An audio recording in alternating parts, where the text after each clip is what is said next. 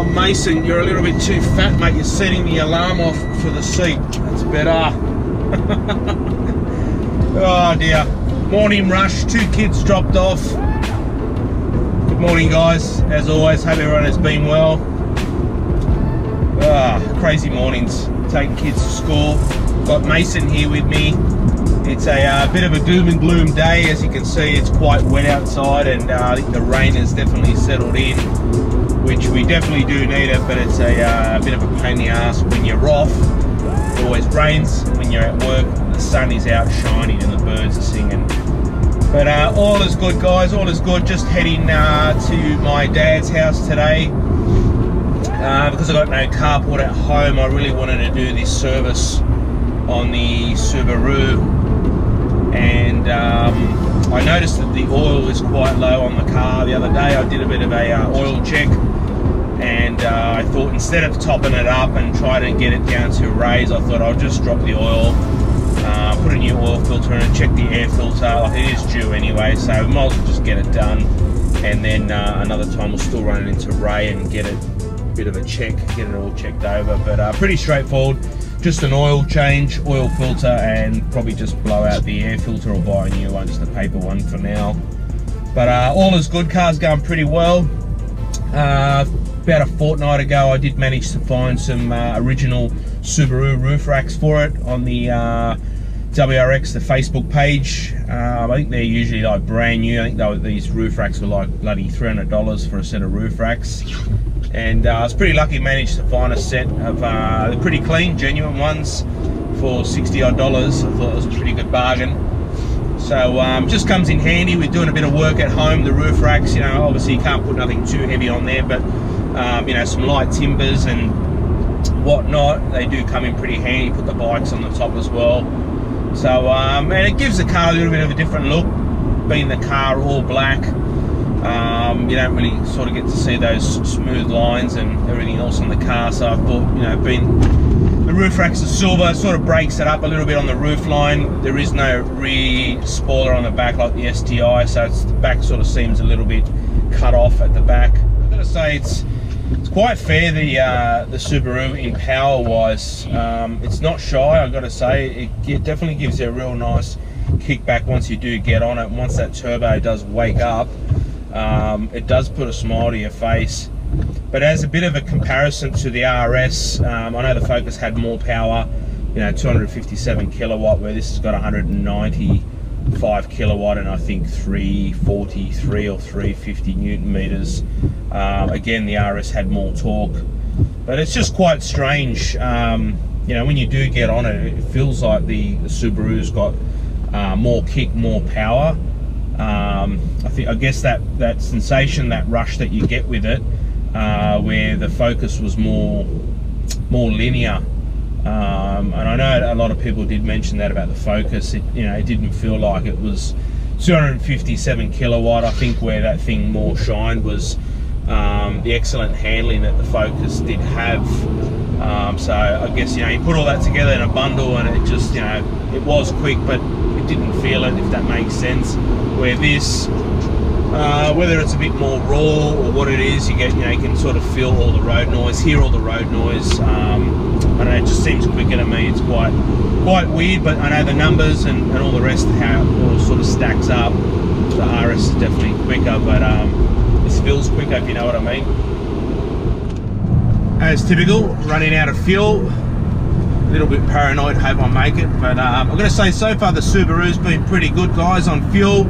Roughly, you know, my average driving to work every day, it's, you know, around 10 litres, 9.8, 9.6. So yeah, pretty happy with the fuel consumption. I've got to say it's pretty fair with the size motor that it's got, and you know, that power when you want it. It's pretty fair on fuel anyway, I've got to say, if anyone's looking at buying one.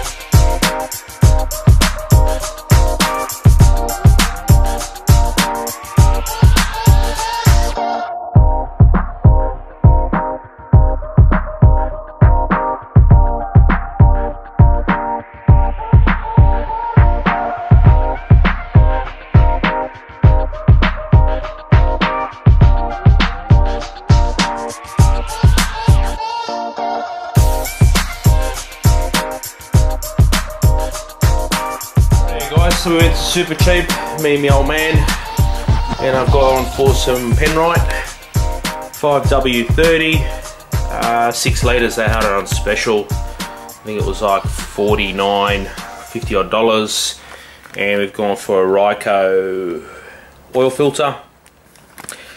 So it's a little bit better than the standard one. This one apparently gets the particles, if there's any particles within the engine. Apparently it's supposed to pick them up. Obviously guys, I am a mechanic, but I do know how to do my own oil changes, pretty straightforward.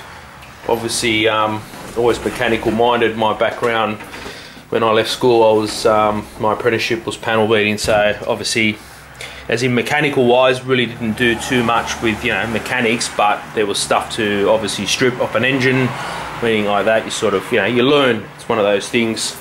So pretty straightforward. Just going to drop the oil today and the oil filter, jack it up, place your stands, and should be pretty easy. Looking at this on the Subi, the splash tray underneath, I'd say I'm going to have to take it off.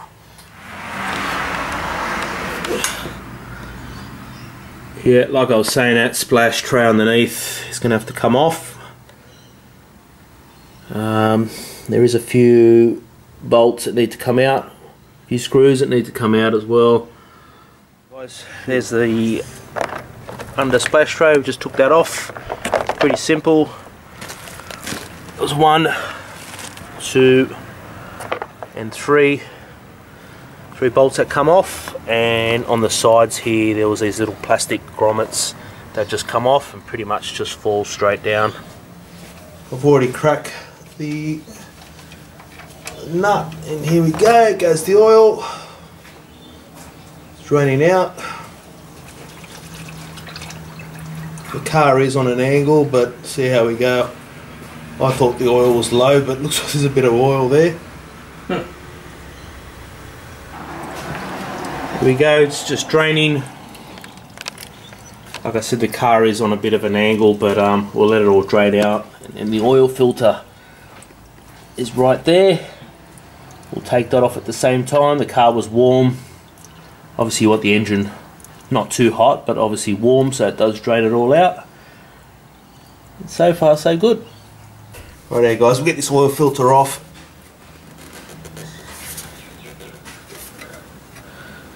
Right here guys, bit of perseverance, we got it off in the end.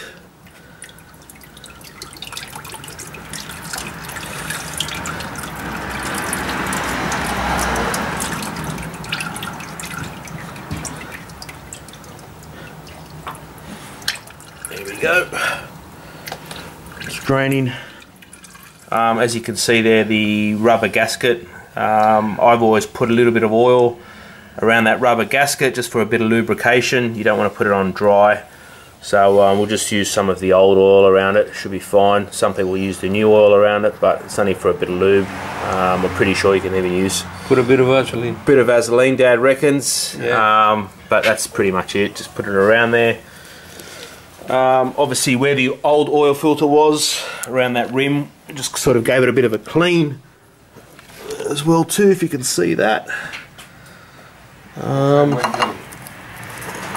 That's it, away you go, just tighten it up. The actual nut there where the sump plug was, I just done that up as well too. Make sure you always check your washer or your gasket washer around there as well too. Make sure it's all sweet. That one there looked pretty fine. Obviously, you know, it got serviced last time from Subaru, so it looked fairly new. But sometimes I'm pretty sure they do need to be replaced. And again, this really should be done hand tight. I'm not a big fan of you don't want to overstrip them or over tighten them. Just hand tight. Just hand tight. There we go. That's pretty much it. Righto guys, so we're going for the Penrite 5W30. That's my dad, Bruno. Hi there. Hello. So obviously, like we said, the oil filter's on, and the bolt for the sump, we've obviously put that back on. The splash tray's all back. So now we're going to put the new oil in and put it in.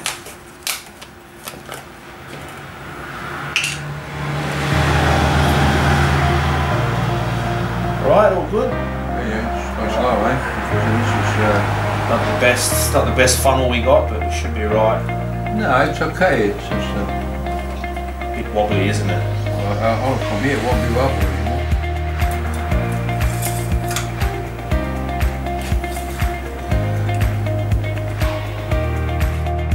All done. Start it up again. Make sure that there's no check engine light on or anything like that. I'll put the cap on. Oh, Rightio, seems like it's all full.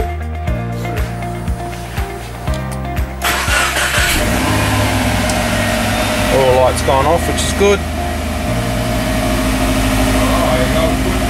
So probably what I'll do is let it run for a little bit, turn it off, might check it one more time. One thing I have noticed too, it does have an exhaust leak, so I'm going to see if I can find that now, but yeah, definitely got a little leak somewhere, so we'll see if we can find where it's leaking from. Pretty straightforward. I think it took longer to take the splash tray off on the underbody on the Subaru. Other than that, pretty much take your time. There's no rush when you're doing these type of jobs. As in the oil, like I said, I went for the Penrite and the Rico oil filter. It does do your heading, that's super cheap. There is so many bloody oils to choose from, but you know, it's just one of those things, what you prefer, what you like to use. We went for full synthetic oil. But other than that, I'll take it for a bit of a test drive, see what it goes like. Pretty happy with it. Like I said, a bit over an hour. But other than that, guys, as always, thanks for watching. Catch you on the next one. Stay posted and take care of yourselves. See yous. Bye.